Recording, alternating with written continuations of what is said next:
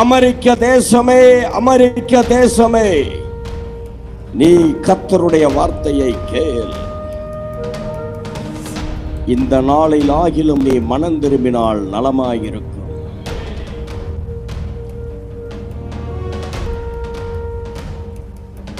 கவனித்து கேளுங்க. இந்த ஜனவரி மாதம் அநேக திருப்பு முனையான மாற்றங்கள் அமெரிக்காவுக்கு துவங்க போகிறது. தேவன் தம்முடைய நீதியின் ஆவியினால் அக்கிரமங்களை சுட்டெரித்து தேசத்தின் பல பகுதிகளை சுத்தம் பண்ண போகிறார்.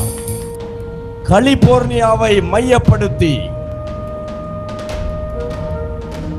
ஒரு பெரிய சேதம் வருவதை ஆண்டவர் காட்டிக் கொண்டிருக்கிறார். அது நடக்கப் போகிறது.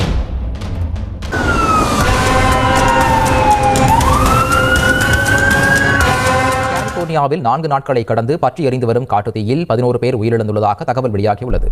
தெற்கு கலிபோர்னியாவில் லாஸ் ஏஞ்சல்ஸ் நகரில் வரலாறு காணாத காட்டுத்தீ பற்றி எரிந்து வர தற்போது வரை 37,000 ஏக்கர் பரப்பளவிலான பகுதிகள் கருகியுள்ளதாக கூறப்படுகிறது. மேலும் லாஸ் ஏஞ்சல்ஸ் சுற்றுவட்டாரத்தில் உள்ள பல பகுதிகள் அனல் காற்று வீசி வருவதால் பல்லாயிரக்கணக்கான மக்களின் இயல்பு வாழ்க்கை பாதிக்கப்பட்டுள்ளது.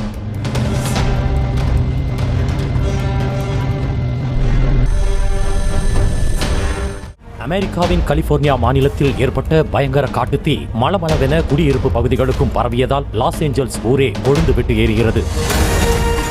உயிரிழப்பு மேலும் அதிகரிக்கும் என்று கவலை தெரிவிக்கப்பட்டுள்ளது. தீ பரவலின் வேகம் தொடர்ந்து அதிகரிப்பதால் முன்னெச்சரிக்கையாக அப்பகுதியில் வசித்து வந்த 1,80,000 பேர் லாஸ் ஏஞ்சல்ஸில் இருந்து வெளியேற்றப்பட்டனர்.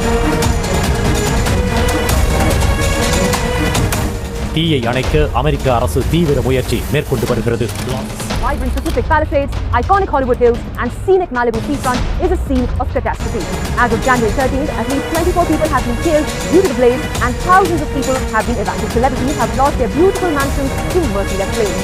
However, this $9 million mansion in Malibu